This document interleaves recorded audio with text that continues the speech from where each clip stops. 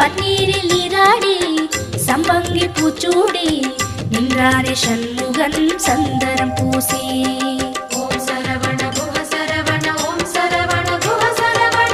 பன்னீரில் நீராடி சம்பங்கி பூச்சூடி நின்றானே சண்முகன் சந்தனம் பூசி. தங்கரதமாடி வரும் வள்ளல் முகம் கோடி பெறும். தங்கரதமாடி வரும் வள்ளல் முகம் கோடி பெறும்.